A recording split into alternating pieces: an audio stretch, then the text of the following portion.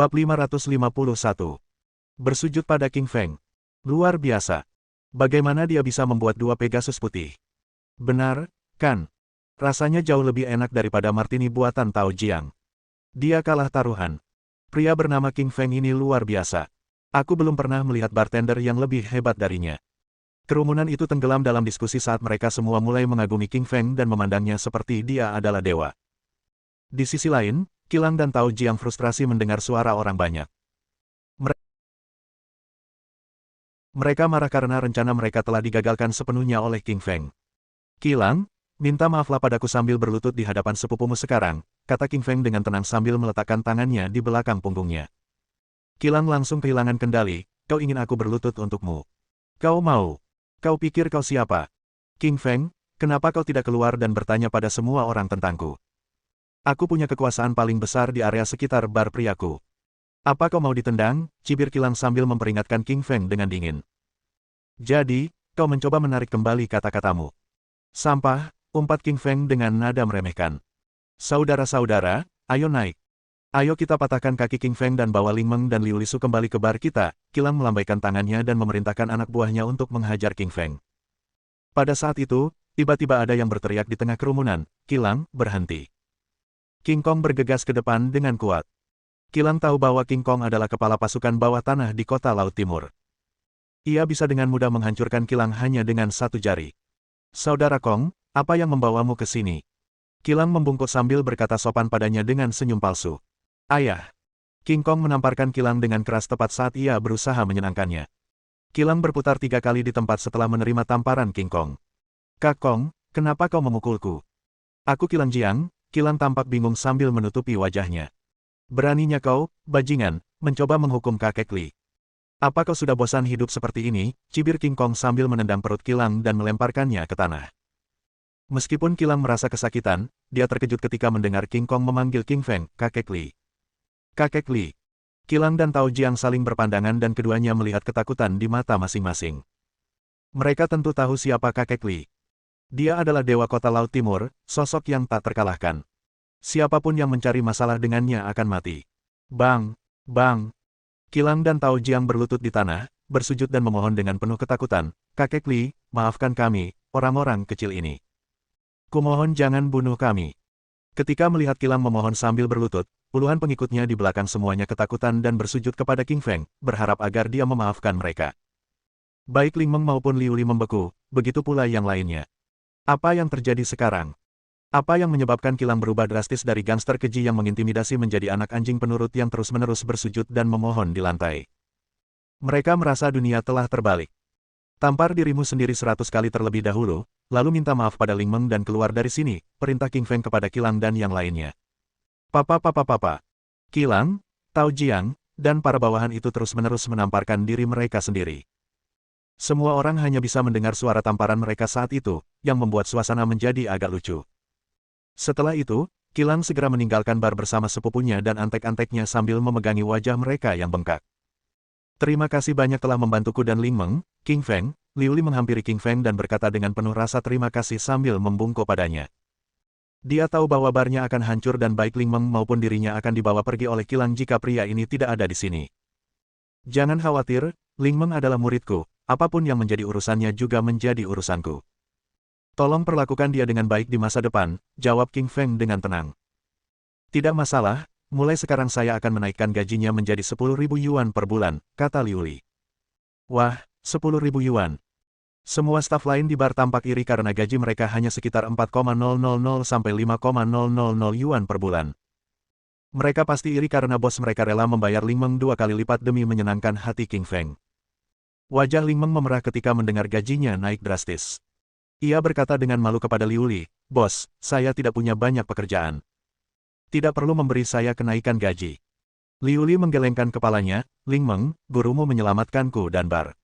Kau pantas mendapatkan apa yang kau dapatkan." Bahkan, Liu Li agak iri pada Ling Meng. Si King Feng ini pastilah sosok luar biasa yang bisa membuat Qilang, si berandalan tanpa telinga itu, mengemis dan menamparkan lutut mereka sendiri. Latar belakangnya pasti mengerikan. Liu Li menaikkan gaji Ling Meng terutama karena 2 alasan. Pertama, ia berterima kasih kepada King Feng atas bantuannya. Kedua, Ia berusaha menyenangkan hati King Feng dan menarik Ling Meng ke sisinya karena hal itu dapat menjaga barnya tetap bebas masalah selama Ling Meng tetap di sana. Li Feng tahu apa yang dipikirkan Liu Li, tapi dia tidak terlalu peduli. Lagi pula, itu hanya bantuan untuk Ling Meng. Lagi pula, Ling Meng bahkan menciumnya. Raja Kong, apa yang membawamu ke sini? Tanya King Feng. Kakek Li, Black Panther terluka. Aku butuh bantuanmu, bisik King Kong dengan nada frustrasi, mengingat Black Panther adalah pelindung Liga King Feng. Apa? Black Panther terluka. King Feng panik. Seperti yang kalian tahu, Black Panther adalah jagoan level S dan seharusnya tidak ada yang bisa melukainya selain King Feng di kota Laut Timur. Kok dia bisa terluka? King Kong, bagaimana Black Panther bisa terluka? Kakek Li, Black Panther diserang oleh seseorang yang ikut dalam daftar pahlawan. Daftar pahlawan? Apa itu? Tanya King Feng karena dia belum pernah mendengarnya. King Kong menjelaskan kepadanya, Kakek Li, daftar pahlawan adalah daftar yang berisi peringkat semua master di Huaxia. Mereka yang namanya tercantum dalam daftar adalah mereka yang telah bertanding dan mengalahkan lawan dalam pertempuran. King Feng mengangguk karena ia pada dasarnya memahami inti dari daftar ini. Secara teknis, ini adalah daftar peringkat seniman bela diri dan petarung di Huaxia. Semakin tangguh mereka, semakin tinggi peringkat mereka dalam daftar, yang memberi mereka reputasi yang kuat. Namun, King Feng masih terkejut dengan fakta bahwa orang-orang dalam daftar itu benar-benar dapat melukai Black Panther. Daftar itu tampaknya merupakan bukti yang dapat diandalkan. King Kong, ayo. Bawa aku ke Black Panther, kata King Feng sambil tersenyum tipis dan berjalan menuju Liga King Feng bersama King Kong. King Feng meminta Jiao Jiao untuk berhati-hati pulang sendirian saat ia pergi. Meskipun Jiao Jiao sedikit kecewa, ia tak punya pilihan selain pulang sendirian karena tahu kakak iparnya pergi untuk suatu keperluan penting. Bab 552. Black Panther terluka. Black Panther sedang berbaring di tempat tidur ketika King Feng dan King Kong tiba. Ia tampak pucat dan batuk darah. Tuan, Anda di sini, Macan Kumbang mencoba turun dari tempat tidur dan memberi hormat kepada King Feng ketika melihatnya masuk. Namun, tangannya terpeleset dan ia terjatuh ke lantai karena terluka parah. Macan Hitam, jangan bangun, kamu terluka. King Feng bergegas menghampirinya dan membantunya kembali ke tempat tidur. Tuan, maafkan aku atas ketidakbergunaanku, Black Panther menundukkan kepalanya dengan malu. Lagi pula, ia pasti tidak akan senang ditindas seperti ini sebagai bawahan King Feng. Black Panther, siapa yang melukaimu? Tanya King Feng. Tuan, dia seseorang bertopeng seperti iblis. Semua orang memanggilnya Raja Neraka. Dia menghajarku hanya dengan satu pukulan, kata Black Panther dengan wajah pucat. Dia merasa sangat ketakutan begitu mengingat Raja Neraka. Sebagai S level S, ia sudah cukup kuat untuk masuk dalam 300 besar daftar pahlawan. Namun, ia ditumbangkan hanya dengan satu pukulan dari Raja Neraka sebelum ia sempat melihat serangannya. Raja Neraka. King Feng terkejut karena ini kedua kalinya dia mendengar nama itu. Pertama kali dia mendengarnya dari Yanxi.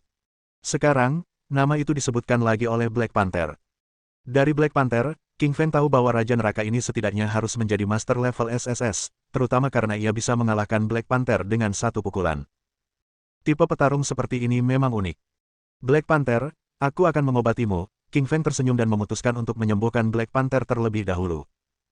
King Feng membalikkan Black Panther. Ia lalu mengeluarkan 9 jarum perak dan menusukkannya ke titik akupuntur Black Panther yang terluka.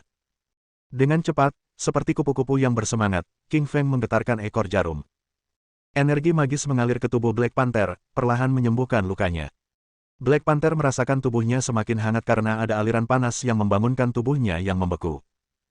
Setengah jam kemudian, King Feng melepas jarumnya dan berkata, coba lihat apakah kamu bisa turun dari tempat tidur. Black Panther bangkit dan turun dari tempat tidur. Ia mulai berjalan mengelilingi ruangan dan merasa sudah pulih sepenuhnya. Guru, sungguh luar biasa Anda bisa menyembuhkan saya dalam waktu sesingkat itu, kata Macan Kumbang sambil mengagumi King Feng. Ia tahu gurunya kuat dalam kungfu, tetapi ia tidak menyangka bahwa gurunya juga menguasai keterampilan medis. King Feng tersenyum sambil berkata, sekarang kamu sudah pulih, ayo kita cari dia bersama. Petik 2.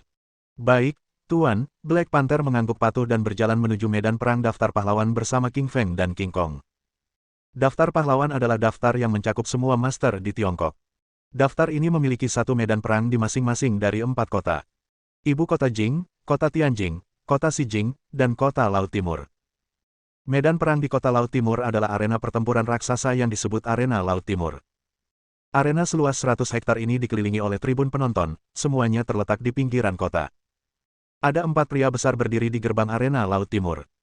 Masing-masing tingginya 1,8 meter, tegap, dan berotot, seolah-olah mereka bisa meledak kapan saja. Hah, bukannya dia yang dipukuli kayak pecundang. Kenapa balik lagi, kata cowok berambut pendek pertama di sebelah kiri dengan nada jijik saat mengenali Black Panther. Di Eastensea Arena, orang-orang mengagumi yang berkuasa dan mengejek yang kalah. Black Panther marah dan berteriak pada mereka, kalian hanya seorang penjaga pintu, menurut kalian jabatan apa yang kalian miliki, beraninya kalian berbicara seperti ini kepada saya. Pria berambut pendek itu balas berteriak, dasar jalang, beraninya kau bicara seperti itu padaku. Dengar, tak seorang pun dari kalian boleh melewati pintu ini hari ini. Wajah Black Panther muram dan ia menatap penjaga pintu dengan geram. Ia akan membawa tuannya ke arena hari ini. Betapa malunya ia jika mereka dihalangi oleh penjaga pintu bodoh ini. Black Panther berjalan maju dengan langkah lebar dan hendak melewati pria berambut pendek itu. Namun, ia tiba-tiba berhenti setelah beberapa langkah karena pria berambut pendek itu mengeluarkan pistol dan mengarahkannya ke arahnya. Bung, lihat ke atas dulu sebelum berani bertindak liar di arena Laut Timur. Aku tidak suka padamu, jadi kau keluar dari sini atau ditembak dan mati, kata pria berambut pendek itu dengan arogan. Black Panther ketakutan dan wajahnya memucat. Dia tidak akan terintimidasi olehnya dalam hal seni bela diri, tetapi dia takut ditembak. Konflik telah mengumpulkan orang-orang dari dalam arena. Menyaksikan drama yang terjadi adalah kenikmatan yang melekat pada setiap manusia. Hah, bukankah dia macan hitam yang baru saja menyelesaikan pertempuran? Kenapa dia sampai bermasalah dengan penjaga pintu? Kamu belum ngerti. Penjaga pintu itu meremehkan pecundang. Mereka meremehkan Black Panther karena dia baru saja kalah. Hah, masuk akal. Tapi apa boleh buat? Arena ini milik Raja Tinju dari Huaxia. Siapa yang berani menyinggung perasaannya? Semua orang berdiskusi sambil menatap Black Panther dengan simpati. Namun, tak satu pun dari mereka yang menonjol karena mereka tak ingin mendapat masalah dengan Raja Tinju. King Feng tertawa kecil dan berkata kepada si rambut pendek, letakkan senjatamu, aku tidak suka bawahanku dijadikan sasaran. Petik 2. Bung, siapa kamu? Penjaga pintu berambut pendek itu melotot ke arah King Feng sambil bertanya dengan acuh tak acuh. Wajah King Feng tiba-tiba berubah serius ketika mendengar ucapan penjaga pintu berambut pendek itu. Ia tahu bahwa hanya kekerasan yang bisa menghalangi orang-orang ini. Wah! Sedetik kemudian, King Feng menyerbu ke arah si rambut pendek dan menghancurkan senjatanya hingga berkeping-keping dengan tangan kosong di bawah tatapan ngeri penjaga pintu. Apa-apaan ini? Apa orang ini nyata? Bagaimana dia bisa mengubah logam sekeras itu menjadi potongan-potongan seperti itu? Semua orang terkejut sambil menatap King Feng. Pria berambut pendek itu semakin ketakutan karena ia belum pernah melihat orang sekuat itu. Rekan-rekan kerjanya yang lain juga terkejut dan menatap tajam ke arah King Feng, lalu terdiam. Aku akan masuk ke arena sekarang, ada yang ingin kau katakan? Tanya King Feng sambil tersenyum pada pria berambut pendek itu. Tidak, tidak sama sekali.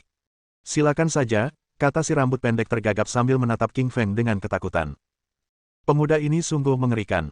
Pria berambut pendek itu menatap King Feng dengan ketakutan, seolah-olah sedang melihat serigala.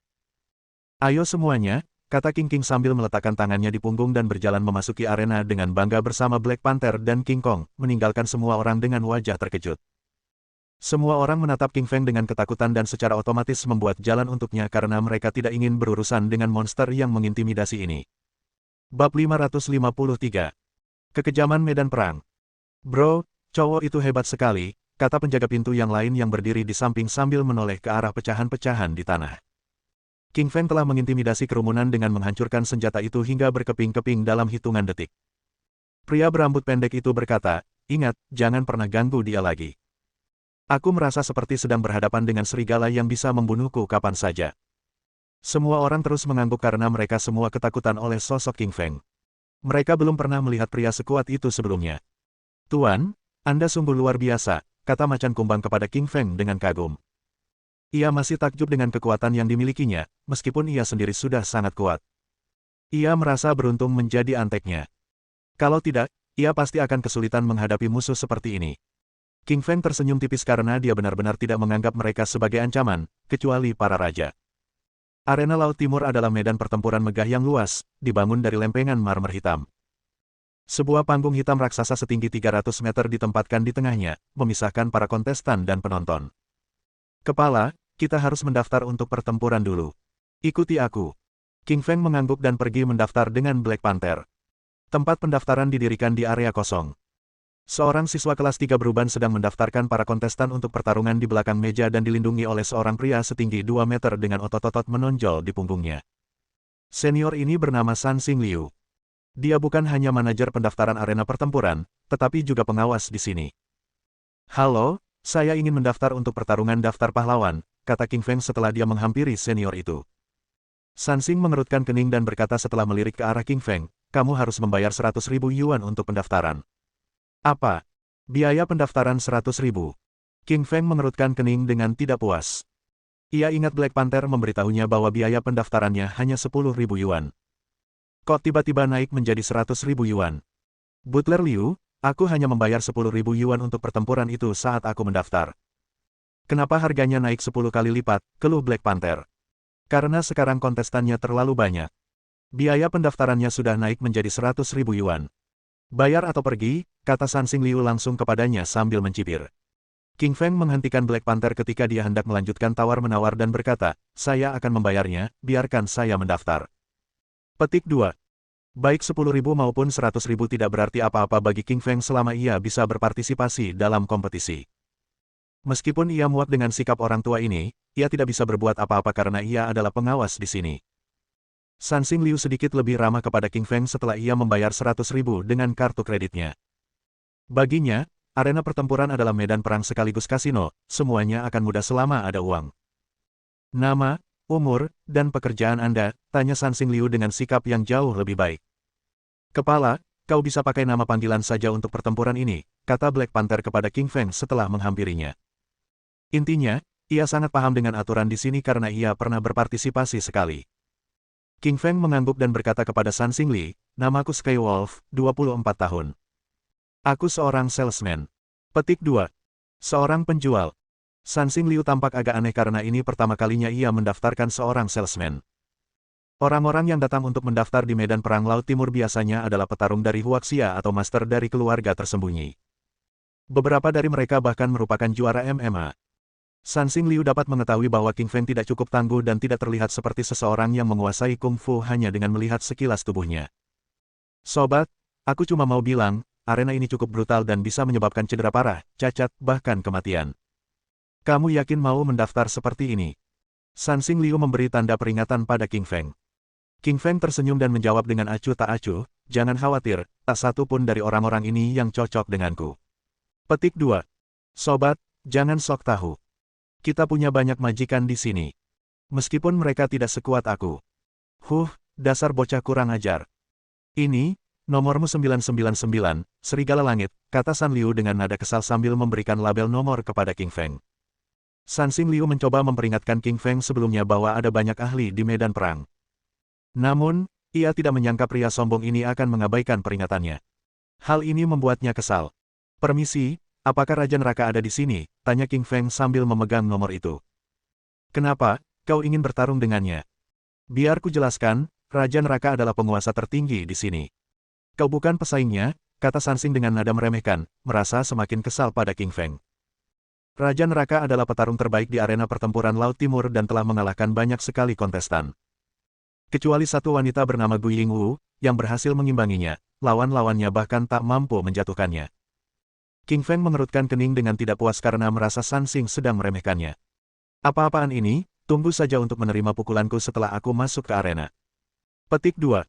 Apakah Raja Neraka ada di arena atau tidak? Aku akan menantangnya, tanya King Feng dominan. Tidak, dia pergi setelah mengalahkan Black Panther. Aku tidak tahu kemana tepatnya dia pergi, San Xing mencibir ketidaktahuan King Feng. Baiklah, kalau begitu aku akan mengalahkan semua kontestan di sini, memenangkan hadiah pertama di medan perang, dan membujuknya keluar, kata King sambil tertawa kecil dan berjalan menuju arena. Saat itu, dua kontestan sedang bertanding di sana. Seorang pria setinggi 190 cm yang berotot dan kuat berada di sebelah kiri, sementara seorang pemuda yang tingginya hanya sebahu pria berotot itu berada di sebelah kanan. Meskipun pemuda itu tidak tinggi, dia cukup cepat untuk menghindari semua serangan dari pria berotot itu. Pria berotot itu murka setelah serangannya meleset berkali-kali. Ia menyerbu ke arah pemuda itu dan menghantam dadanya, yang membuatnya terlempar keluar arena. Pemuda itu jatuh tersungkur di lantai di luar arena dengan keras, beberapa tulang rusuknya patah, dan darah mengucur dari mulutnya. Ia akhirnya pingsan. Aku menang. Berikutnya, teriak pria berotot itu sambil menuntut kontestan berikutnya. Hakim memeriksa daftar itu dan mengumumkan, nomor 999, Serigala Langit. Bab 554. Serigala Langit yang kuat. Hahaha, bayi laki-laki lagi. Hei, kamu sudah puber. Aku bisa menghajarmu sebentar lagi, pria berotot itu mencibir ke arah King Feng sambil menatapnya dengan jijik. Namanya Biao Luo. Ia telah menang 3 kali berturut-turut dan meraih 30 poin. Sejauh ini, ia berada di peringkat ke-658 dalam daftar pahlawan. Daftar pahlawan adalah pemeringkatan kekuatan pertempuran. Mengalahkan satu kontestan akan memberi pemenang 10 poin. Semakin banyak yang Anda kalahkan, semakin banyak poin yang Anda dapatkan, dan semakin tinggi peringkat Anda. King Feng belum meninggalkan jejak di papan reklame itu karena dia belum mengalahkan siapapun. Serigala Langit, nomor 999, sang juri mengumumkan dengan keras ketika melihat King Feng berdiri di luar arena. Hakimnya adalah seorang pria berusia 40 tahun dengan tubuh kekar dan kecoklatan. Ia juga tampak memiliki kekuatan yang luar biasa. Menjadi kuat adalah kunci untuk menjadi juri arena. Ia harus kuat dan berkuasa agar kontestan tidak membunuh lawan mereka jika mereka kehilangan kewarasan. Sebelumnya, seorang juri dibunuh oleh kontestan liar karena ia tidak cukup kuat untuk menghentikannya dalam pertarungan. King Feng mengetuk lantai dengan kakinya sedikit dan melompat ke arena setinggi 2 meter dalam sedetik. Lompatan yang luar biasa. Orang-orang di sekitar bersorak untuknya karena pemuda ini menunjukkan kecepatannya yang mengagumkan meskipun ia tidak terlihat sekuat Biao Luo. Perjudian identik dengan pertarungan semacam ini. Kini, orang-orang sudah mulai bertaruh pada pertarungan antara King Feng dan Biao Luo. Kebanyakan dari mereka berpihak pada Biao Luo. Black Panther, ayo kita bertaruh pada kakek Li dan dapatkan uang saku, kata King Kong kepada Black Panther di sebelahnya. Black Panther mengangguk karena dia pikir Biao Luo tidak akan pernah menjadi pesaing King Feng, meskipun sebagian besar orang lain tidak menyadari fakta ini. Keduanya pergi ke area taruhan. Yang bertanggung jawab atas taruhan adalah seorang pria parubaya bertubuh gempal. Ia membawa selembar kain putih bertuliskan rasio taruhan untuk King Feng dan Biao Luo. Rasio taruhan untuk King Feng adalah 10:1 sementara Biao Luo 5:1. Uang yang dipertaruhkan untuk King Feng akan berlipat ganda 10 kali lipat jika ia menang. Saya bertaruh 100.000 yuan pada Skywolf, kata King Kong. Pria gemuk itu menatapnya dengan heran, kau yakin? Pria kurang gizi itu mungkin bukan pesaing Biao Luo. King Kong membalasnya dengan tatapan tajam, diam dan lakukan saja. Baiklah kalau begitu, jangan salahkan aku kalau kau kalah, si pria gemuk itu mencibir sambil merebut uang 100.000 dari tangan King Kong. Tuan, Anda mau bertaruh pada siapa? Kata lelaki gemuk itu sambil tersenyum kepada Black Panther. Black Panther meliriknya dan menjawab dengan tenang, tentu saja di Skywolf, gesek punyaku untuk 100.000 yuan juga. Oke, tawa si pria gemuk sambil menggesek uang dari kartu kredit Black Panther. Lagi pula, dia tidak memaksa kedua, idiot, ini untuk bertaruh pada si noob. Semua orang di kerumunan mengejek mereka karena mereka berpihak pada Skywolf. Pemenang babak ini sudah pasti Biao Luo, bagaimana kalian berdua bisa memilih Skywolf? King Kong dan Black Panther meninggalkan kerumunan dan berjalan menuju arena setelah selesai bertaruh karena mereka tidak punya waktu untuk orang-orang yang berpikiran dangkal ini. Saat ini, di arena, Biao Luo menatap dingin ke arah King Feng. Ia tidak merasa terancam oleh kecepatan King Feng karena kontestan terakhir yang ia kalahkan juga sangat cepat. Nak, kusarankan kau menyerah dan keluar dari arena. Kalau tidak, jangan salahkan aku yang mematahkan tulang rusukmu, ancam Biao Luo sambil menatapnya. Menyerah. Bung, kurasa yang seharusnya menyerah itu kamu. Hati-hati, nanti aku tendang kamu dari panggung. Biao Luo marah mendengar ucapan King Feng dan menatapnya dengan marah. Dia menang 3 kali berturut-turut, beraninya orang ini menertawakannya. Apa dia sudah bosan dengan hidupnya? Bung, lebih baik kau hati-hati, Biao Luo mencibir dan melangkah agresif ke arena sambil berjalan menuju King Feng. Semua orang mulai bersemangat ketika melihat Biao Luo membangun momentumnya. Tidak ada yang lebih menarik daripada menyaksikan penerbangan ke arah mereka. Hei, menurutmu siapa yang akan memenangkan ronde ini? Biao Luo, tentu saja. Dia telah mengalahkan 3 kontestan berturut-turut. Dia memang tangguh. Saya bertaruh 50.000 yuan untuk Biao Luo. Dia harus menang atau uang saya akan habis. Kamu cuma bertaruh 50.000. Aku bertaruh 100.000 untuk Biao Luo. Biao Luo, kalahkan Serigala Langit. Semua orang di sekitar arena mulai bersorak untuk Biao Luo karena mereka telah bertaruh padanya. Biao Luo semakin bersemangat setelah mendengar sorak-sorai penonton. Ia melesat maju bak monster dan tiba di depan King Feng dalam sedetik. Ia hampir saja menjatuhkannya dari panggung dengan momentum yang ia bangun. Melihat Biao Luo mendekat, langkah kaki King Feng tetap tenang. Ketika Biao Luo akhirnya muncul di hadapannya, King Feng menempelkan jari telunjuk kanannya di dada Biao Luo. Patah. Sesuatu yang luar biasa terjadi. Tubuh Biao Luo yang kuat dihentikan oleh King Feng hanya dengan satu jarinya. Semua orang terkejut, termasuk Biao Luo. Ia tahu ia tangguh dan cepat, tetapi sekarang, ia tak percaya kekuatannya dihentikan hanya dengan satu jari. Kau terlalu lemah untuk memukul satu jariku, dan kau ingin aku menyerah, cibiran King King dengan nada menghina. Orang lain mungkin melihat Biao Luo sebagai sosok yang tak terkalahkan karena dia telah mengalahkan 3 kontestan berturut-turut, tetapi di mata King Feng, dia hanyalah orang yang mudah dikalahkan. Apa? Aku terlalu lemah. Biao Luo sangat marah karena ia dipandang rendah sebagai seseorang yang terkenal karena kekuatannya. Ia tidak tahan lagi.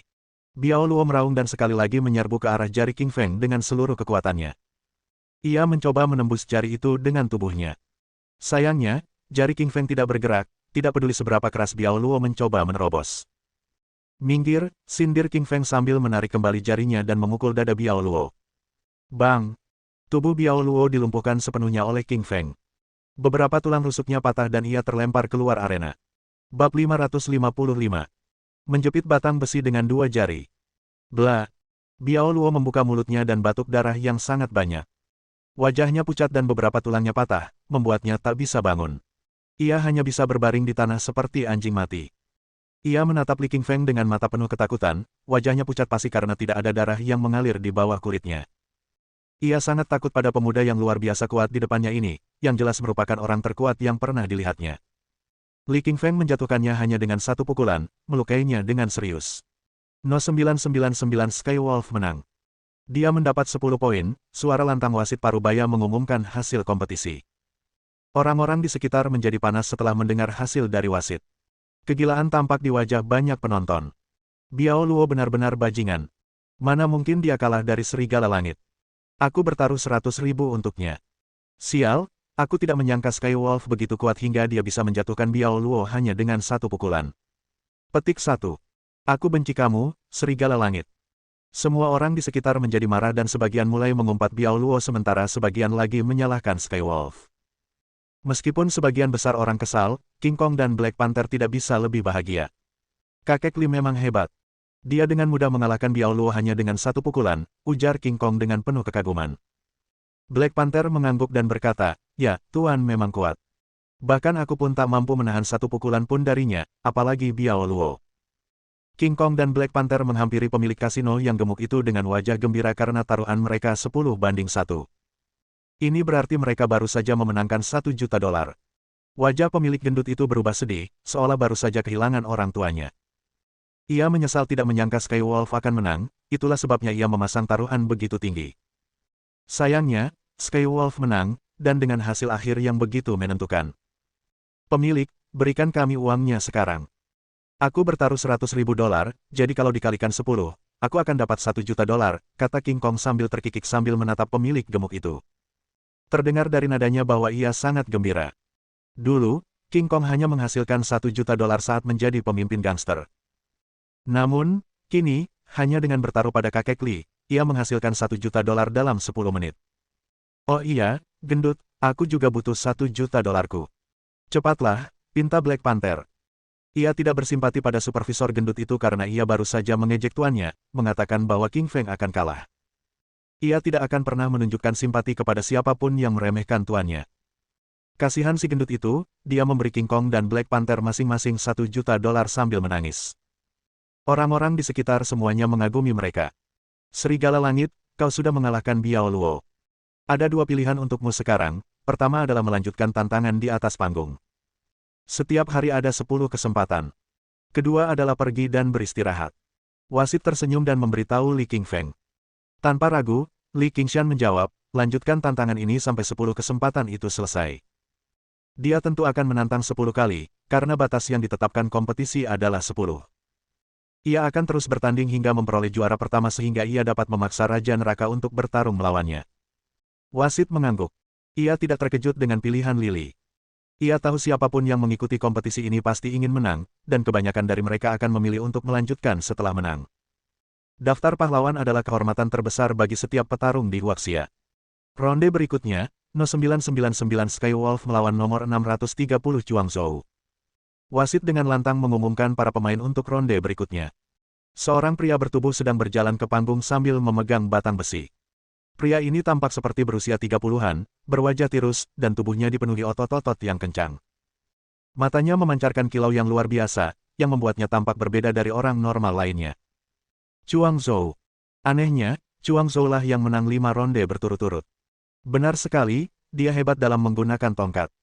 Dia bisa melukai orang lain dengan parah hanya dengan satu pukulan. Meskipun Chuangzhou kuat, Serigala Langit memiliki kekuatan yang lebih besar. Aku yakin Serigala Langit akan menang. Itu mungkin tidak benar, aku yakin Chuangzhou menang. Orang-orang di sekitar berdiskusi dengan liar, sebagian ada di pihak Skywolf sementara yang lain ada di pihak Chuangzhou. Mengenai pemilik kasino gemuk yang berdiri di sampingnya, ia telah belajar kali ini. Ia menetapkan rasio taruhan 3:1. Orang lain juga belajar dari pengalaman mereka, karena beberapa dari mereka beralih ke Skywolf dari Chuangzhou. Kau memang punya kekuatan besar, tapi kau masih jauh dari lawanku, kata Chuangzhou dengan angkuh sambil menunjuk ke arah King Feng Li dengan tongkat besi di tangannya. Li Qingfeng mengerutkan alisnya, dan kilatan keterkejutan melintas di matanya. Ia bertanya, senjata diperbolehkan di arena ini? Ya, boleh. Itu pilihanmu, kata Chuangzhou acuh tak acuh. Li mengangguk. Ia pikir hanya kekuatan fisik yang diperbolehkan, ia tidak tahu apakah ia juga bisa menggunakan senjatanya. Namun, ia belum berencana menggunakan belati itu. Aku hanya butuh satu tangan untuk menghadapimu, kata King Feng Li dengan agresif setelah melirik Chuangzhou. Brengsek, beraninya kau meremehkanku. Raut wajah Chuangzhou berubah, dan amarah terpancar di matanya. Chuangzhou memang dikenal cukup terkenal di arena kota Donghai ini. Namun, kini ia diremehkan oleh orang baru, yang membuatnya kesal. Jangan omong kosong, cepatlah dan ayo bertarung. Jangan buang waktuku. Li Qingfeng menatapnya dan berkata dengan nada kesal. Ia merasa orang ini terlalu banyak bicara. Ia di sini untuk bertanding, bukan untuk mendengarkan omelannya. Wajah Chuangzhou memucat mengerikan. Jelas ia kesal dengan bantahan Li Qingfeng. Ia memutuskan untuk mengerahkan seluruh kekuatannya dan memberi pelajaran yang baik kepada pria sombong ini. Wus! Chuangzhou menggeser tubuhnya dan langsung bergerak ke arah Li Qingfeng. Tongkat besi di tangannya melengkung dan hendak mendarat dengan keras di kepala Li Qingfeng. Pukulan itu begitu kuat dan cepat sehingga hanya meninggalkan bayangan samar. Bahkan, udara pun meledak, meninggalkan ledakan sonik yang dahsyat. Wow, serangan yang luar biasa. Orang-orang di sekitar terkejut. Mereka yang bertaruh pada Chuangzhou semakin bersemangat. Selama Chuangzhou mengalahkan Serigala Langit, mereka bisa meraup untung besar. King Feng Li mengulurkan dua jarinya, bukan satu, untuk menanggapi tongkat besi yang kuat itu. Wus! Dua jari King Feng Li segera menjepit tongkat besi itu untuk menghentikannya agar tidak terus turun. Ya ampun! Apa dia manusia? Dia pakai dua jari untuk menjepit tongkat besi itu. Orang-orang di sekitar terkejut. Mulut mereka menganga lebar, bahkan bisa memuat telur. Mereka benar-benar terkejut. Diketahui bahwa dari kelima ronde yang dimenangkan Chuangzhou, semua lawannya tersingkir oleh tongkat besinya. Akan tetapi, tongkat besi yang kuat ini sekarang dijepit oleh dua jari King Feng Li, yang mana sungguh di luar dugaan semua orang. Bab 556. Memenangkan 10 ronde berturut-turut. Lepaskan tongkat besiku, kata Chuangzhou dengan wajah muram. Kilatan ejekan muncul di mata Lili. Ia menekan jari-jarinya, dan dengan suara retakan, tongkat besi keras itu patah menjadi dua di depan tatapan kaget semua orang.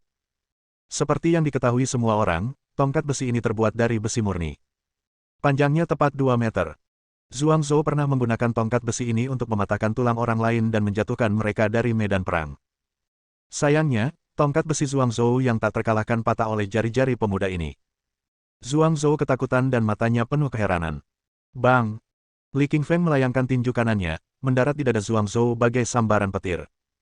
Tubuh Chuangzhou jatuh kasar keluar medan pertempuran bagai peluru.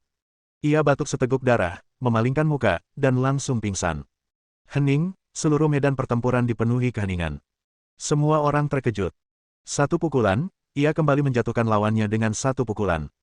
Serigala Langit baru saja mengalahkan Biao Luo yang telah menang 5 ronde berturut-turut, sekarang giliran Chuangzhou yang menang 5 ronde berturut-turut. Seberapa kuat Serigala Langit sebenarnya? No 999 Skywolf menang dan mendapatkan 10 poin lagi. Sekarang totalnya 20 poin, wasit mengumumkan hasilnya dengan keras. Seluruh lobi tiba-tiba memanas. Serigala Langit, serigala langit, teriakan memenuhi medan pertempuran, banyak orang berdiri dan berteriak, serigala langit. Mengenai pemilik gendut itu, ia bahkan semakin kesal. Ia pikir Zhuangzhou akan mampu mengalahkan serigala langit, tetapi tak disangka Zhuangzhou bahkan tak bisa menerima satu pukulan pun. Ia kalah telak. Orang-orang yang bertaruh pada Skywolf kini bersorak kegirangan. Mereka meraup untung besar melalui Skywolf, yang membuat mereka semakin mengagumi Skywolf, dan teriakan mereka pun semakin keras. Lily tersenyum tipis, lalu mengangkat tangan kanannya dan seluruh penonton yang berteriak langsung terdiam. Ia menatap wasit dan berkata, bersiap untuk babak selanjutnya. Wasit berusaha menahan keheranannya, dan berkata dengan lantang, peserta ketiga, nomor 620. Seorang pria besar berkulit kecoklatan berjalan menuju medan perang. Ia tampak besar dan penuh kekuatan. Namun, ia juga ditumbangkan oleh serigala langit hanya dengan satu pukulan. Ketiga, keempat, kelima, keenam. Skywolf mengalahkan 10 lawan berturut-turut, tanpa terkecuali. Semua kontestan yang turun ke medan perang langsung tersingkir olehnya hanya dengan satu pukulan. Orang-orang di lobi heboh, meneriakkan nama Skywolf dengan liar. Beberapa wanita bahkan mengirimkan ciuman untuk menunjukkan kekaguman mereka. Skywolf nomor 999 telah meraih 10 kemenangan beruntun dan mengumpulkan 100 poin. Dia kini berada di peringkat ketiga arena tempur kota Laut Timur. Wasit mengumumkan hasil pertandingan dengan lantang dan penuh semangat. Keajaiban, sungguh keajaiban. Wasit dan seluruh penonton menyaksikan keajaiban hari ini. Skywolf menciptakan keajaiban ini dengan meraih 10 kemenangan beruntun dan menjadi juara ketiga di arena Eastern Sea Combat. Sesuai aturan arena pertempuran Laut Timur, setiap pemain memiliki batas 10 pertarungan setiap hari. Oleh karena itu, serigala langit hanya mampu mencapai posisi ketiga hari ini. Di posisi pertama, Raja Neraka dan Gu Yingwu masing-masing telah bertarung 30 kali, sehingga mereka berdua berada di posisi pertama. Cheng Wu berada di posisi kedua setelah menyelesaikan 20 pertarungan. Tentu saja, jika Skywolf dapat melakukan 30 pertempuran terus-menerus, ia juga akan berada di posisi pertama. Semua pertempuran yang dijadwalkan hari ini telah selesai, dan Li Qingfeng tidak bisa bertarung lagi. Ia merasa sangat kasihan karena tidak memiliki kesempatan untuk melihat Raja Neraka dari awal hingga akhir. Aku, Serigala Langit, akan menantang Raja Neraka di ronde pertempuran berikutnya, ujar King Feng Li kepada semua orang di sekitar sambil berdiri di medan pertempuran. Ia sengaja mengumumkan tantangan itu di depan umum agar bisa memaksa Raja Neraka keluar. Baginya, Raja Neraka tampak seperti ular berbisa yang bersembunyi di sudut teduh, siap menyerangnya secara mematikan saat ia lengah. Orang-orang di sekitar menjadi heboh mendengar tantangan yang dikirimkan Serigala Langit kepada Raja Neraka, karena ini akan menjadi pertarungan besar antara dua tuan. Serigala Langit sangat hebat, dia menantang Raja Neraka secara langsung. Bagaimana menurutmu, siapa yang akan menang? Kurasa itu Raja Neraka. Dia penguasa tertinggi arena pertempuran Laut Timur. Dia juga selalu menjatuhkan lawannya dengan satu pukulan. Kurasa tidak, Skywolf juga kuat. Sulit untuk menentukan siapa yang akan menang. Berhenti omong kosong, bagaimana kau bisa membandingkan Raja Neraka dengan Serigala Langit padahal dia bahkan tidak muncul hari ini? Semua penonton berdiskusi dengan penuh semangat, sebagian ada yang memihak Raja Neraka sementara sebagian lagi memihak Serigala Langit. Setelah memberikan tantangannya kepada Raja Neraka, King Feng Li menunjukkan senyum tipis dan berjalan turun dari arena pertarungan. Kompetisi pertarungan hanya diadakan seminggu sekali. Li Qingfeng sudah menang 10 kali berturut-turut, jadi dia harus menunggu seminggu lagi jika ingin mengikuti kompetisi lagi. Kakek Feng, kau sungguh luar biasa. Kau menang 10 ronde berturut-turut dan langsung menempati posisi ketiga, ujar King Kong penuh semangat dan kekaguman. Black Panther menatap King Kong dengan pandangan tidak senang, dan berkata, Tuan akan menjadi yang pertama jika bukan karena peraturan yang menyatakan bahwa setiap pemain hanya diperbolehkan bertarung hingga 10 kali sehari. Itu sudah pasti, kakek Feng akan menjadi yang pertama jika dia melanjutkan. Kita semua tahu itu. King Kong melirik Black Panther dengan kesal dan mengatakan hal yang sama. Macan kumbang hitam ini, melawanku hanya demi membahagiakan kakek Feng. Kalau kamu bisa, aku juga bisa. Ayo pergi, kita akan kembali seminggu kemudian. Semoga Raja Neraka muncul saat itu. Li Qingfeng tersenyum dan meninggalkan medan perang bersama King Kong dan Black Panther. Keempat penjaga keamanan yang berdiri di kedua sisi pintu melihat Li Qingfeng, wajah mereka langsung memucat. Mereka berkata satu persatu, Tuan, mohon bersabar. Sikap hormat mereka sangat berbeda dengan saat-saat awal kedatangan Lily. Saat Lily pertama kali datang, mereka begitu angkuh, seolah-olah mereka adalah bos di tempat ini. Sebaliknya, Mereka memperlakukan Li Lili seperti bos dengan penuh hormat, karena mereka baru saja menyaksikan betapa kuatnya Li Lili, mampu melumpuhkan semua lawannya hanya dengan satu pukulan. Dalam pertempuran, yang kuat dihormati, dan yang lemah dimangsa oleh yang kuat. Hanya yang kuat yang akan dipanggil, Tuan. Li Qingfeng tersenyum dan meninggalkan arena. King Kong mengantar Li Qingfeng kembali ke istana bangsawan, lalu kembali ke Liga Qingfeng bersama macan kumbang. King Feng Li kembali ke vilanya dan merasa hangat, melihat lampu di ruang tamu masih menyala, karena dia tahu bahwa Sue Lin ada di sana menunggunya kembali. Sue Lin berkata bahwa dia tidak akan tidur jika King Feng Li belum pulang, karena dia ingin menjadi istri yang baik. Istriku manis sekali. Li Qingfeng tersenyum dan mendorong pintu ruang tamu hingga terbuka. Namun, senyum di wajahnya tiba-tiba membeku dan ia merasa seperti ditipu sedetik kemudian. Itu karena Sue Lin bukan satu-satunya yang duduk di ruang tamu. Ada wanita lain, Ruyan Liu, yang juga duduk di sana. Apa-apaan ini, kenapa kalian berduaan lagi? Ini benar-benar terlalu menegangkan bagiku. Li Qingfeng melihat kedua wanita itu sedang bermain Go. Ruyan Liu langsung mengikuti setiap kali Sue Lin bergerak. Sue Lin mencoba menjebak Ruyan Liu dengan bidak putih, sementara Ruyan Liu mencoba dengan bidak hitam, keduanya menikmati permainan. Bab 557. Sue Lin dan Ruyan bermain Go. Kedua wanita itu menghentikan permainan mereka ketika King Feng Li masuk. Mereka berdua menatapnya dengan penuh semangat. King Feng, kau sudah kembali. Wajah Sue Lin dipenuhi dengan kebahagiaan. Kakak Gan, aku di sini untuk mengunjungimu, kata Ruyan Liu sambil berdiri dan tersenyum. Kedua wanita itu memanggil nama King Feng Li dengan mesra dan tersenyum, tetapi King Feng Li merasa takut karena dia merasakan hawa membunuh dari keduanya. Sudah larut malam. Kenapa kalian berdua belum tidur? Tanya Li King Feng. Sue Lin memelototinya dan berkata, Nona Liu harus bertemu denganmu, tapi kau tidak di rumah. Jadi kusarankan kita main Go sambil menunggumu. Haha, kamu jelas-jelas tidak jago main ini. Dari 5 pertandingan, kamu sudah kalah 3 kali, kata Ruyan Liu sambil tersenyum, tapi nadanya agak menggoda. Alis Sue Lin menegang dan ia kesal, tetapi ia kalah. Karena tidak bisa marah pada Ruyan Liu, ia melampiaskan semua amarahnya pada Li King Feng. King Feng, leherku sakit. Kemarilah dan pijat aku, kata Sue Lin kepada King Feng Li sambil menatap Ruyan Liu dengan provokatif.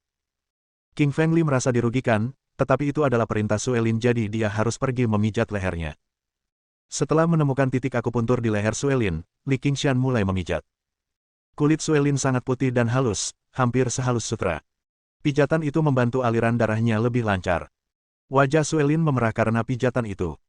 Ia menatap Ruyan Liu dengan tatapan provokatif, seolah berkata, memang kemampuan Gomu kuat, tapi Li King Feng sedang memijatku.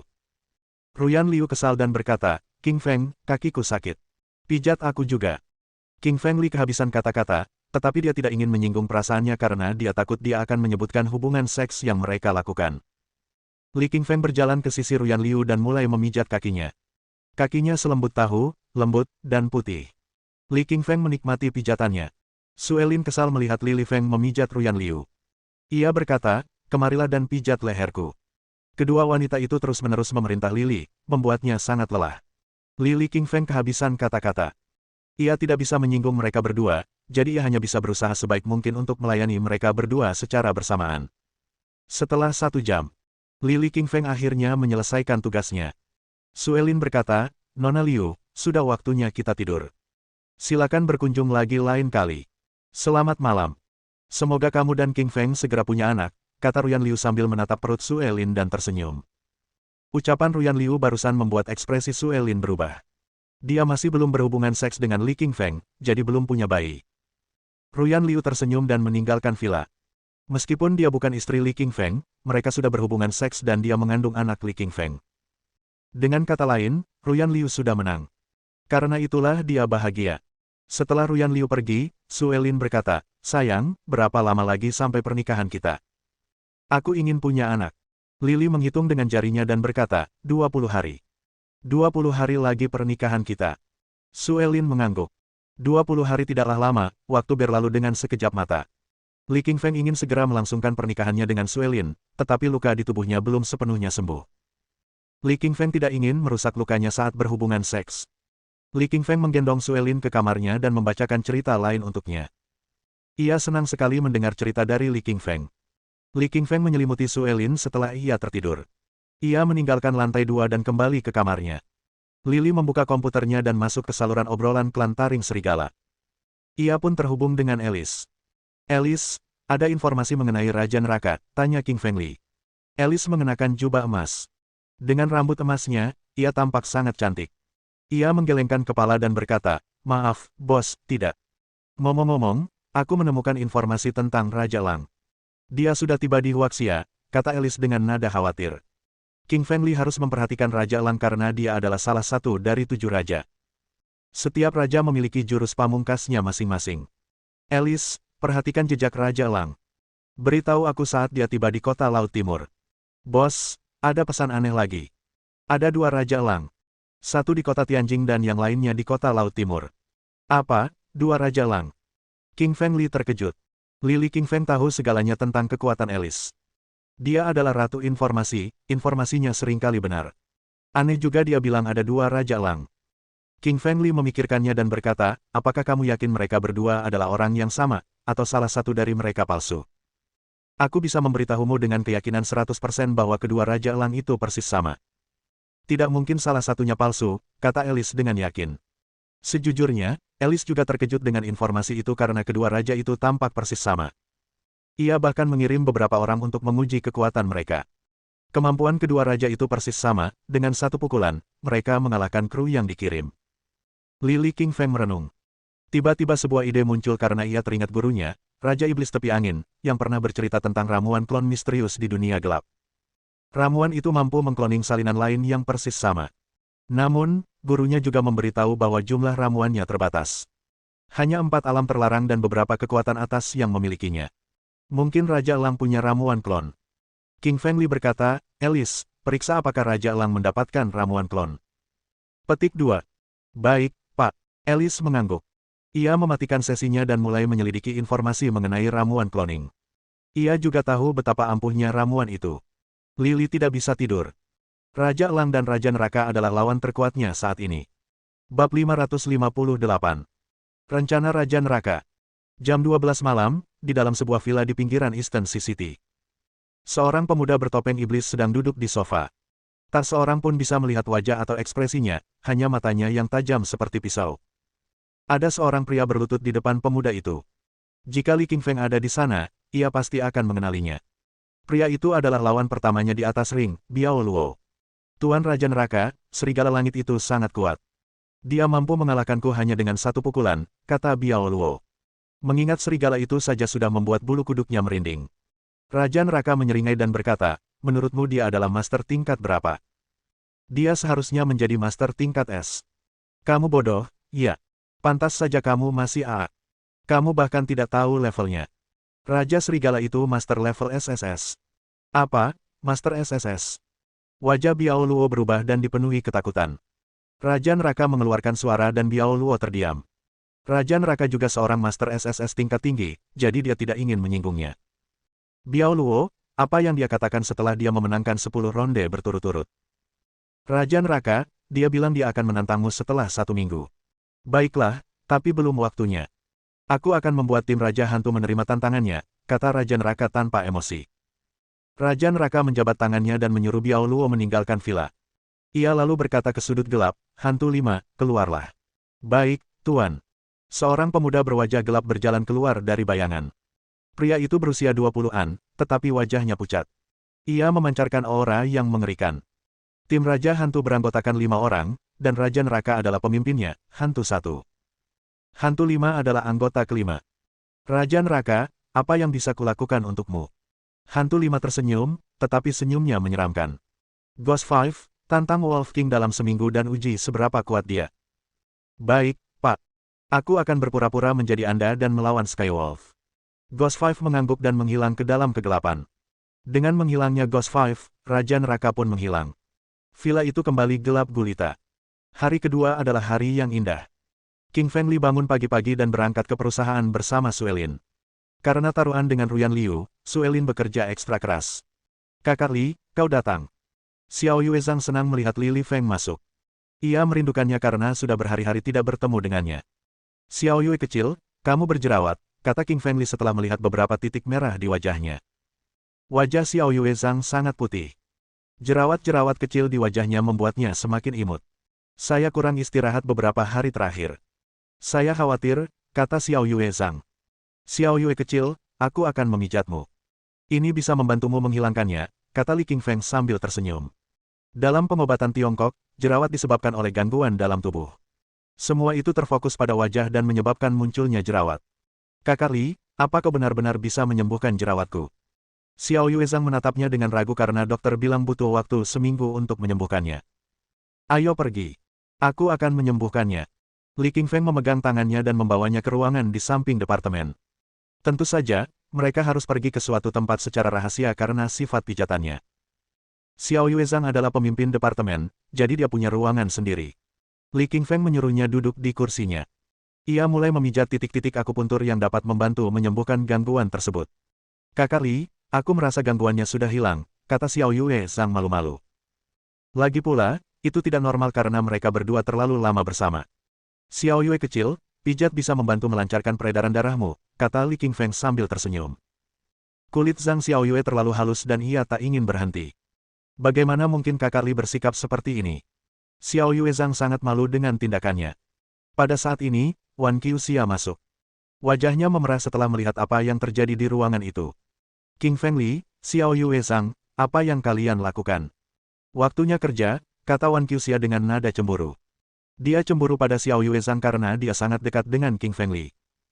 Direktur Xia, bagaimana Anda bisa datang? Xiao Yue Zhang berdiri dan berkata dengan wajah pucat. Kacau, aku kacau. Apa yang harus kulakukan, haruskah kujelaskan atau tidak? Wan Qiuxia menatap Xiao Yue Zhang dengan ketidakpuasan. Ia berkata, Xiao Yue Zhang, kau adalah pemimpin dan panutan departemen ini. Kau seharusnya tidak bersantai-santai dengan Qingfeng Li. Aku akan memotong gajimu bulan ini. Xiao Yue Zhang berkata dengan wajah pucat, Direktur Xia, tolong jangan potong gajiku. Aku tidak akan melakukannya lagi. Wan Qiuxia menggelengkan kepalanya. Ia menolak permintaan Xiao Yue Zhang. Meskipun Wan Qiuxia sangat menyukai Xiao Yue Zhang, dia bersama dengan Li Qingfeng. Karena itulah dia harus memotong gaji Xiao Yue Zhang. Tidak masuk akal bagi seorang wanita yang dipenuhi kecemburuan. Saudari Xia, tolong jangan potong gaji Xiao Yue kecil, pinta Qingfeng Li setelah melihat wajah Xiao Yue Zhang yang menangis. Wan Qiuxia memelototinya dan berkata, Qingfeng Li, aku juga akan memotong gajimu. Kamu seharusnya tidak bersantai selama jam kerjamu. Apa? Kamu bahkan memotong gajiku. Li Qingfeng kehabisan kata-kata. Ada apa dengan Wan Qiuxia? Dia dulu pacar palsunya. Bagaimana bisa kau memotong gaji pacarmu? Bab 559. Tidak ada lagi jerawat. Li Qingfeng kehabisan kata-kata karena ia bisa merasakan kecemburuan dalam nada bicara Wan Qiuxia. Wan Qiuxia jelas-jelas cemburu pada Xiao Yue Zhang. Li Qingfeng pesimis dan merasa dirinya sangat menawan. Ia merasa bermasalah jika begitu banyak wanita cantik jatuh cinta padanya, dan ia sudah mulai memikirkan penjelasan untuk Wan Qiuxia. Kak Xia. Aku sedang memijat Kak Xiao Yue karena dia banyak jerawat. Tolong jangan terlalu dipikirkan, jelas Li Qingfeng. Alis Wan Qiuxia menegang dan berkata, jangan berbohong padaku, Xiao Yue Zhang tidak punya jerawat.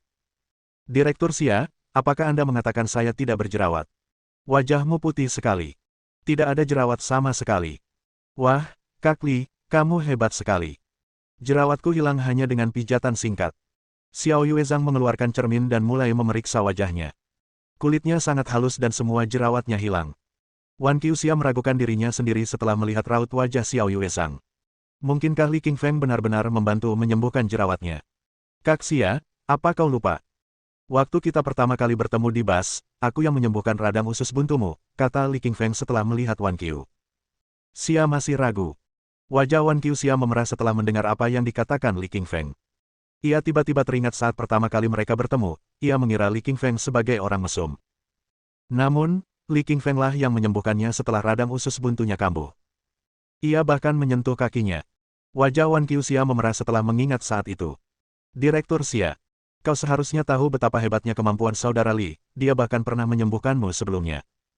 Wajah Wan Qiuxia semakin memerah dan dia berkata, ya, Qingfeng Li sangat terampil.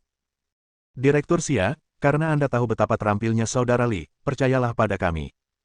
Jerawat saya disembuhkan olehnya. Sekalipun jerawatmu sudah sembuh dan kalian tidak main-main, tetap saja tidak baik kalau dia berkeliaran di kantormu saat jam kerja. Direktur, ini salah kami. Tolong biarkan saya pergi kali ini dan jangan potong gaji saya. Baiklah, tapi kau harus mentraktirku makan malam, kata Wan Qiuxia. Ia dekat dengan Xiao Yuezhang dan tidak akan memotong gajinya. Wajar saja jika Xiao Yuezhang mentraktirnya makan malam karena Xiao Yuezhang sangat dekat dengan Li Qingfeng. Xiao Yuezhang menganggukkan kepalanya karena memang itu salahnya pada akhirnya. Direktur Xia, apakah Anda punya sesuatu untuk saya? Tanya Xiao Yuezhang dengan rasa ingin tahu. Wan Qiuxia tersenyum dan berkata, Presiden meminta Departemen Penjualan untuk menulis laporan akhir tahun. Anda adalah pemimpin Departemen Penjualan. Karena itu, misi ini diberikan kepada Anda. Laporan akhir tahun. Dia tahu bahwa Snow Corporation akan selalu menulis laporan akhir tahun setiap tahun. Laporan itu dimaksudkan untuk merangkum kinerja semua orang. Setiap departemen harus menulisnya. Direktur Xia, saya pasti akan menyelesaikan tugas ini tepat waktu, kata Xiao Yuezhang. Sebagai pemimpin Departemen Penjualan, ia mengetahui kinerja semua orang dan tahu cara menulis laporan. King Feng Li meninggalkan ruangan karena dia takut Wan Qiuxia akan memberinya lebih banyak masalah. Lili mengambil beberapa data dan mulai memeriksanya. Sebagai perwakilan penjualan, ia benar-benar tertarik dengan pekerjaannya. Lili mulai asyik dengan pekerjaannya dan waktu makan siang pun tiba tanpa disadarinya. Zhang Xiaoyue menghampirinya dan berkata, Saudara Li, izinkan saya mentraktir Anda makan sebagai ucapan terima kasih. Bukankah kamu akan mentraktir kakak Xia? Tanya King Feng Li. Xiao Yuezhang menggelengkan kepalanya dan berkata, Direktur Xia ingin aku mentraktirnya di restoran. Aku akan mentraktirmu di kafetaria untuk saat ini. King Feng Li tersenyum dan berkata, sepertinya kamu akan bangkrut setelah malam ini. Petik 2. Xiao Yuezhang berkata, aku ingat Direktur Xia sangat baik padaku sebelumnya. Dia tidak peduli bahkan jika aku meninggalkan kantor. Kenapa dia begitu jahat kali ini? Melihat ekspresinya, Li Qingfeng tertawa. Ia berpikir, gadis ini masih tidak menyadari kalau Wan Qiuxia hanya cemburu. Li Qingfeng dan Zhang Xiaoyue berjalan menuju kafetaria perusahaan. Makanan standar gratis, tetapi rasanya agak tidak enak. Zhang Xiaoyue pergi membeli 4 lauk dan 1 sup dari area yang harus dibayar. Apakah kamu dengar, selebriti Fei Fei Xie akan datang bernyanyi di kota Laut Timur? Fei Fei Xie, ratu musik Fei Fei Xie. Aku penggemar beratnya dan aku akan membeli tiket konsernya. Jangan dipikirkan, tiket konsernya sudah terjual habis beberapa hari yang lalu. Kalaupun kamu punya uang, kamu nggak akan bisa dapat tiket. Semua orang di kafetaria membicarakan Fei Fei Xie. Di Huaxia, dia adalah penyanyi paling terkenal. Tak hanya cantik, nyanyiannya bak dewi. Fei Fei Xie. Li Qingfeng tenggelam dalam ingatannya setelah mendengar nama itu. Ia memiliki hubungan masa lalu dengannya. Setengah tahun yang lalu, ketika Fei Fei Xie sedang melakukan tur internasional, ia menghadapi rintangan di benua macan. Tuan muda dari sebuah keluarga bangsawan jatuh cinta pada penampilannya dan ingin berhubungan seks dengannya. Tuan muda itu sangat berkuasa di benua macan dan ia menculik Fei Fei Xie. Li Qingfeng lah yang menyelamatkannya dari tempat tidurnya. Kemudian, keduanya menjelajahi benua macan dan menciptakan kenangan indah bersama. Fei Fei Xie memang cantik, dan Li Qingfeng sempat memikirkannya. Namun, kematian kakeknya memaksanya kembali ke kota Donghai untuk menikahi Suelin. Li Qingfeng hanya bisa mengarang kebohongan dan meninggalkan Fei Fei Xie di kota Donghai. Lili membuang ponselnya dan menghapus banyak kontak karena ingin memutuskan hubungan dengan kehidupan sebelumnya. Selain tim Wolfang, ia menghapus semua kontak lainnya karena tidak ingin mereka menemukannya. Kakak Li, kenapa kamu linglung? Melihat ekspresi wajah King Feng Li membuat Xiao Yuezhang penasaran. Tidak ada. Aku hanya ingin tahu kenapa Fei Fei Xie datang ke kota Laut Timur untuk mengadakan konser, kata King Feng Li sambil tersenyum. Bab 560. Dojo seni bela diri mencari masalah. Kakak Li, sebenarnya aku paling suka lagu-lagu Fei Fei Xie, dia bintang besar di industri musik. Tapi, aku tidak punya tiket, kata Xiao Yuezhang sedih. Kalau kau sungguh-sungguh mau, aku bisa membelikanmu tiket, kata Li Qingshan sambil tersenyum. Kakak Li, itu tidak mungkin. Semua tiket Fei Fei Xie sudah habis terjual, di mana kamu bisa mendapatkannya? Apa, kamu tidak percaya pada kakakmu Li? Kakak Li, meskipun kau punya kemampuan bertarung dan medis yang hebat, kau pasti tidak akan bisa mendapatkan tiket Fei Fei Xie. Xiao Yuezhang menggelengkan kepala kecilnya, menunjukkan ketidakpercayaannya. Li Qingfeng menghabiskan suapan terakhir nasinya, lalu berkata dengan yakin, percayalah, biar aku yang mengurus urusan tiket ini. Aku pasti akan membelikannya untukmu. Keduanya meninggalkan restoran setelah menyelesaikan makanannya, mereka menuju ke kantor karena masih banyak pekerjaan yang harus dikerjakan. Begitu King Feng Li kembali ke departemen penjualan dan bahkan tidak sempat duduk sebelum dia mendapat telepon dari seseorang bernama Ming Luo di departemen keamanan. Li Qingfeng teringat sedikit tentang Ming Luo. Ia adalah sepupu Hao Luo, kepala departemen keamanan. Hao Luo mempekerjakan Ming Luo, dan ia juga datang ke pernikahan Hao Luo, sehingga Li Qingfeng memiliki kesan yang baik tentangnya. Ming Luo, ada apa kamu menelepon? Tanya Qingfeng Li. Kakak Li, darurat, Hao Luo dipukuli. Suara Ming Luo terdengar khawatir di telepon. Li Qingfeng mengerutkan kening dan bertanya, Hao Luo dipukuli. Kenapa kamu tidak melawan padahal kamu punya banyak staf di Departemen Keamanan? Kakak Li, mereka dari dojo bela diri, dan kita tidak cukup kuat untuk menjadi lawan mereka, jelas Ming Luo. Kalian di mana sekarang? Dojo seni bela diri Zensing. Baiklah, tunggu aku akan segera ke sana. Li Qingshan menutup telepon dan meminta izin pada Zhang Xiaoyue sebelum ia pergi ke dojo seni bela diri Zensing. Dojo seni bela diri Zensing terletak dekat dengan perusahaan es dan salju. Dojo ini merupakan tempat berlatih bela diri dan cukup terkenal di lingkungan tersebut. Banyak orang ingin mempelajari beberapa keterampilan bela diri di dojo seni bela diri, karena banyaknya perundung di masyarakat. Mengetahui cara melindungi diri sendiri juga tidak ada salahnya. Sementara itu, di Zensing Martial Art Dojo, Hao Luo tergeletak di tanah dengan memar di sekujur wajahnya. Beberapa penjaga keamanan lainnya juga tergeletak menyedihkan di tanah. Mereka adalah penjaga keamanan yang mungkin tidak kesulitan menghadapi orang biasa, tetapi mereka akan berada dalam masalah jika lawan mereka adalah petarung dari dojo bela diri. Di samping Hao Luo, ada seorang gadis cantik berwajah berlinang air mata yang memeluknya. Dia adalah istri Hao Luo, Xiao Hong. Faktanya, Xiao Hong lah yang menjadi pemicu perselisihan antara Hao Luo dan dojo bela diri Zensing. Xiao Hong pergi ke perusahaan untuk membawakan makan siang untuk Hao Luo. Tuan muda dojo bela diri Zensing, Xing Tang, melihat Xiao Hong di jalan dan merayunya dengan menyentuh wajahnya. Hao Luo menjadi marah melihat istrinya dirayu, dan akhirnya ia berkelahi dengan Xing Tang. Jelas bahwa Hao Luo tidak cukup kuat untuk menjadi lawan Xing Tang, jadi dia dipukuli. Dia kembali ke Departemen Keamanan Perusahaan Es dan Salju, mengumpulkan sekelompok penjaga keamanan, dan pergi ke dojo seni bela diri Zensing untuk membalas dendam, tetapi mereka semua akhirnya dipukuli. Cantik sekali, suamimu terlalu lemah untuk jadi lawanku. Bagaimana kalau kita bersama saja, tanya seorang pemuda jangkung di sampingnya. Pemuda ini tingginya 1,85 meter, bertubuh besar dengan bahu lebar dan pinggang tebal. Otot-ototnya yang menonjol di sekujur tubuhnya menunjukkan betapa kuatnya dia. Dia adalah master muda dojo seni bela diri Zensing, seorang brengsek sejati. Ekspresi wajah Xiao Hong berubah, dia mundur melihat sosok Xing Tang yang besar. Jangan panik sayang, aku di sini, kata Hao Luo sambil mengelus lengan Xiao Hong. Blah. Xing Tang tertawa terbahak-bahak. Ia mengangkat alisnya yang tebal dan gelap, lalu berkata dengan nada hina, kau ini bajingan yang bahkan tak bisa menerima satu pukulan pun dariku. Melindungi Xiao Hong. Sungguh lelucon. Hanya pria kuat sepertiku yang bisa melindunginya. Xing Tang berjalan ke arah Hao Luo sambil berbicara. Hao Luo dengan susah payah bangkit dari tanah dan menghalangi Xing Tang di depan Xiao Hong. Bung, untung banget aku tertarik sama cewekmu. Mendingan kamu nya sekarang juga, kata Xing Tang dengan nada dingin dan mencibir. Tidak mungkin.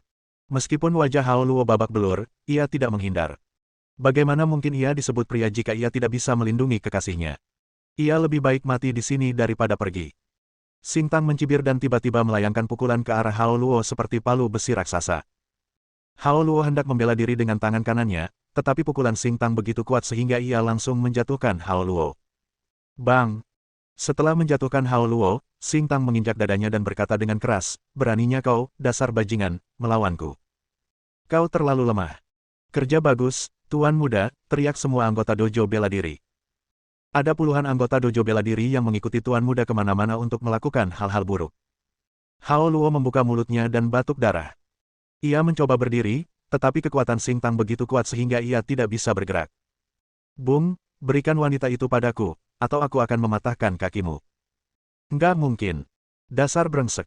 Tunggu kakakku Li datang dan menghajarmu sampai babak belur. Hehe, kamu brengsek semua, sama kayak kakakmu Li. Aku bakal hajar dia kalau dia datang. Xing Tang tersenyum dan gak peduli. Li Qingfeng mendengar kata-kata Xing Tang saat ia berjalan menuju dojo bela diri. Raut wajahnya berubah, dan tiba-tiba ia menendang pintu dengan kaki kanannya. Pintu yang keras itu pecah berkeping-keping dengan suara dentuman. Wajah Li Qingfeng berubah muram saat melihat Xing Tang menginjak Hao Luo.